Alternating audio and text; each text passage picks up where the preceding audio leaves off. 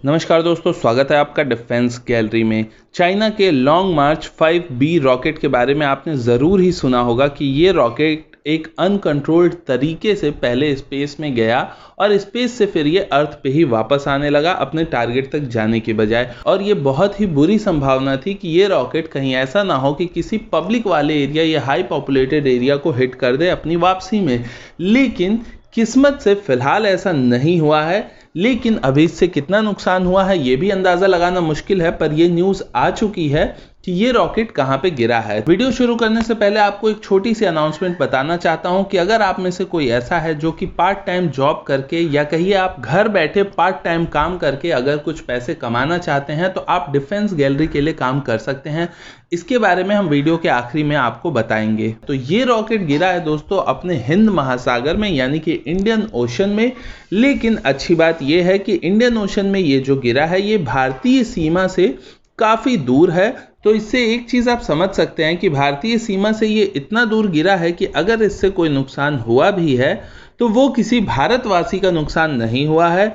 ये नुकसान हो सकता है कि मालदीव के किसी सिटीजन का हुआ हो। मालदीव की सीमा से काफी करीब आप ये मैप देख सकते हैं कि मालदीव की सीमा से काफी करीब ये रॉकेट के जो डेब्रीज हैं ये गिरे हुए हैं और इतने करीब पे हो सकता है फिशरीज का काम किया जाता हो, यानी कि कुछ मछुआरे वहां पे मछली मारने के लिए जा सकते हैं।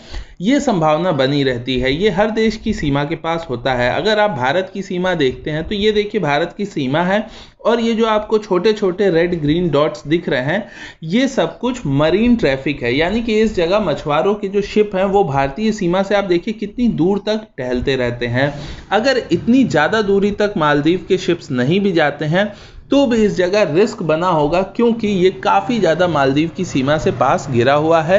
हालांकि चाइना ने जो अभी तक न्यूज़ दी है उसमें चाइना ने ऐसा कुछ नहीं कहा है और चाइना का कहना यह है कि ये रॉकेट जब वापस गिर रहा था तो इसके ज़्यादातर जो पार्ट्स थे वो एटमॉस्फेयर में ही गायब हो गए और बहुत ही कम पोर्शन जो पार्ट था, बहुत ही कम वेट वाला जो पार्ट था वो जमीन पे या कहिए समंदर में आके गिरा हुआ है।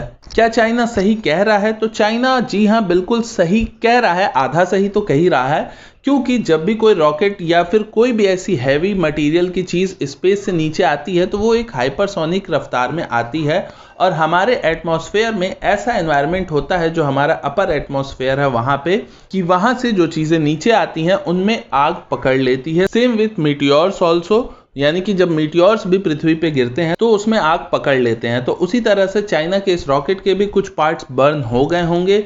लेकिन क्योंकि ये रॉकेट जो है ये एक हार्ड मटेरियल से बनता है जिसे हम मेटल बोल सकते हैं और मेटल के अलग अलग टाइप से बनता है, तो ऐसा भी पॉसिबल नहीं है कि ये बिल्कुल जल के राख हो जाए, एटमॉस्फेयर में गिरे ही ना। तो ये एक बिल्कुल अच्छी क्वांटिटी में, जिससे कि बड़ा नुकसान हो सकता है उतने की क्वांटिटी में इस सीमा में गिरा है जो कि मालदीव के पास है। और मालदीव की किस्मत काफ़ी अच्छी रही थी, क्योंकि अगर उनके किसी आइलैंड पे गिर जाता तो उसके बाद वो उस आइलैंड में आप कहिए कि आधा, छोटे छोटे तो आइलैंड है तो आधे आइलैंड तक तो इसका असर जरूर ही जाता। पर फिलहाल एक बड़ी मुसीबत जिससे दुनिया चिंतित थी, कहाँ गिरेगा क्लियर हो चुका है, कहां गिरा है, नुकसान कितना हुआ है ये एग्जैक्टली मालदीव ही बता पाएगा। तो अब आते हैं दूसरे पार्ट पे वीडियो के, जो कि मैंने आपको जॉब से रिलेटेड बात बताई थी। तो डिफेंस गैलरी ये आपको अब ऑप्शन देना चाहता है कि आप अगर चाहें, आपके पास एक लैपटॉप है या अगर लैपटॉप नहीं भी है, कोई डेस्कटॉप है या एक अच्छा स्मार्टफोन है जिसके थ्रू आप वीडियो एडिटिंग कर सकते हैं, और अगर आपको वीडियो एडिटिंग करनी आती है और अगर नहीं भी आती है तो वो आप सीख भी सकते हैं, कोई बड़ी चीज़ नहीं है।